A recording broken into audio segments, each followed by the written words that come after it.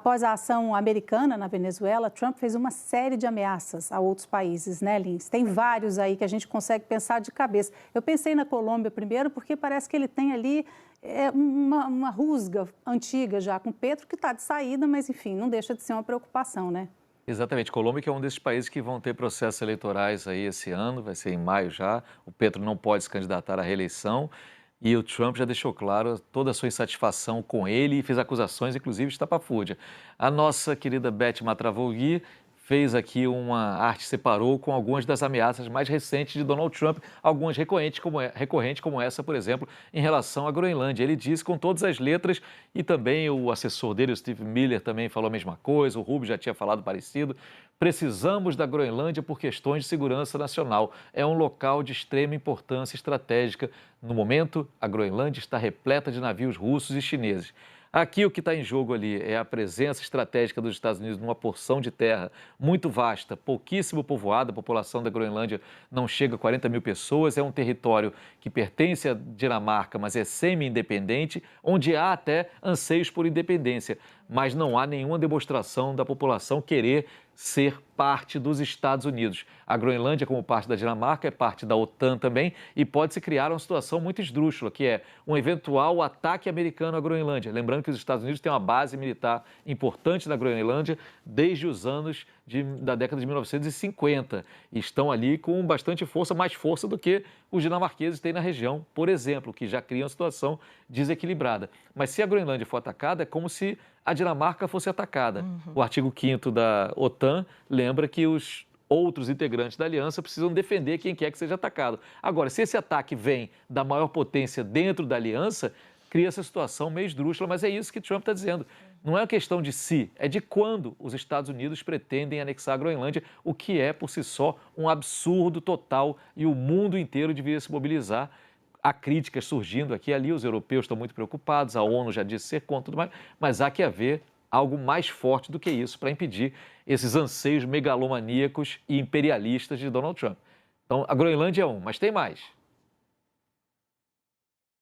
Colômbia. Colômbia também, nossa vizinha aqui, também vizinha da Venezuela, o país que mais recebeu refugiados venezuelanos, onde há um governo claramente crítico a Donald Trump, mas que tem uma relação longa de parceria com os Estados Unidos, principalmente no combate ao narcotráfico. A Colômbia que ainda é uma grande produtora de cocaína hoje em dia.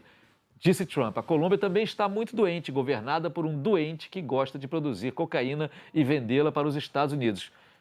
E ele não vai continuar fazendo isso por muito tempo, pode ter certeza. Uma ameaça velada, claro, ao presidente Gustavo Petro, que não há nenhuma indicação que tenha qualquer participação efetiva no tráfico de cocaína, na produção de cocaína, muito menos de que seja proprietário de fábricas de cocaína, como disse o Trump já em outro momento. Portanto, é mais uma acusação direta a um presidente num país democrático e aí, diferentemente da Venezuela, a Colômbia tem um processo democrático bastante consolidado, com alternância de poder, com eleições que são transparentes, onde há prestação de contas, Regulares, observadores internacionais, nunca houve nenhuma dúvida sobre o processo eleitoral colombiano, portanto, é mais uma declaração que chega a ser vergonhosa, que reflete essa megalomania imperialista de Donald Trump, que acha que, pelos motivos que for, ele tem o direito de mandar não só nos Estados Unidos, mas também nas Américas como um todo. E, que fique claro, ele não tem esse direito. Não lhe foi dado por ninguém e não é aceito e pode dar muito problema para toda a região. O desconforto é natural e é preciso que ele exista. Vamos mais? Cuba. Aqui já temos uma fixação de Marco Rubio. Isso. Marco Rubio, secretário de Estado, filho de cubanos, cubanos que deixaram Cuba, sempre é bom lembrar também, não como refugiados do regime implementado por Fidel Castro e aqueles que tomaram o poder da ditadura de Fulgêncio Batista. Os pais do Rubio saíram de Cuba antes disso, exatamente por conta da falta de perspectivas na ditadura de Fulgêncio Batista e foram morar nos Estados Unidos. Mas é uma fixação de Marco Rubio, disse Donald Trump.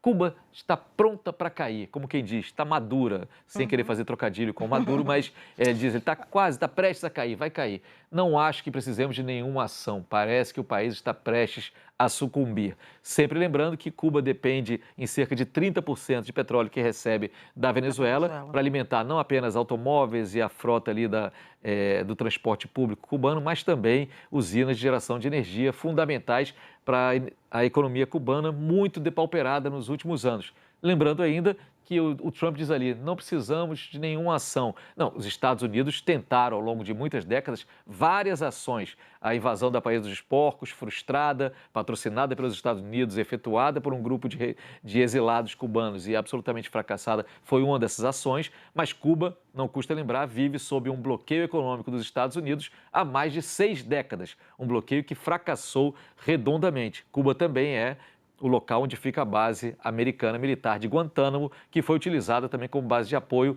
para a pressão militar sobre a Venezuela. Portanto, não é que os Estados Unidos não precisem fazer ações. Os Estados Unidos já fizeram e fazem muitas ações para tentar uma mudança de regime em Cuba, até agora todas elas frustradas. Mas não dá para duvidar que eles possam agora redobrar essas ações, retomá-las, eventualmente até uma ação militar. Lembrando que Cuba ainda tem um aparato militar bastante forte, mesmo sendo uma economia muito enfraquecida.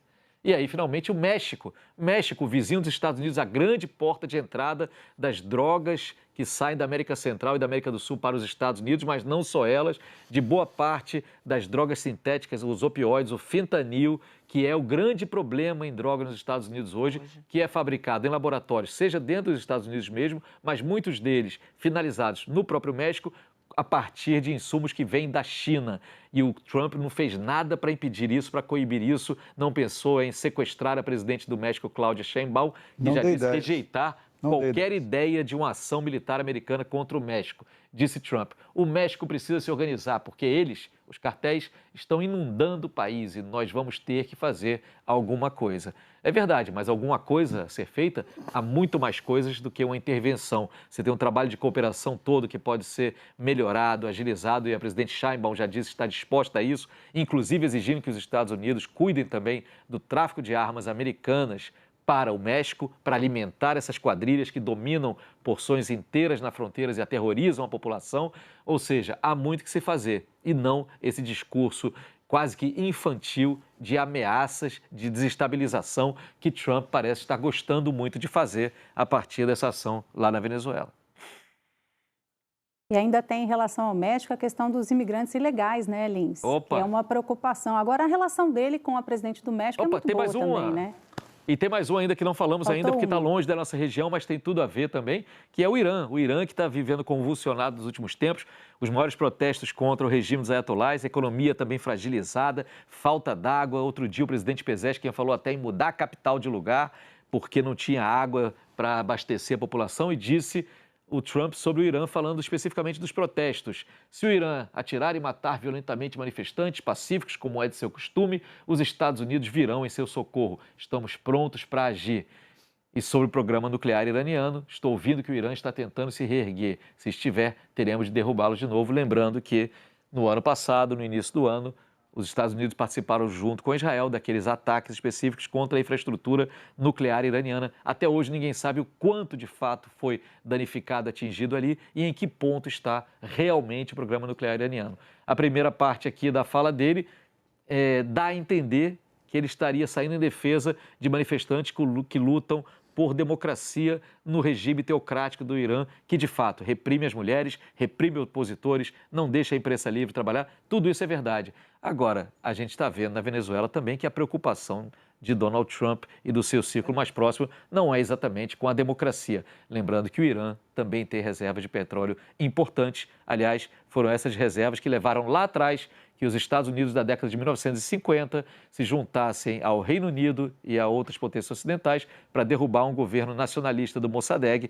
que queria usar os lucros da indústria do petróleo para a população iraniana. No entanto, isso foi repassado para as petrolíferas do Ocidente também lá atrás, o que depois geraria até o ambiente para a chegada dos ayatollahs ao poder, que agora estão bastante enfraquecidos. Pronto, agora foi. Todos os mapinhas foram.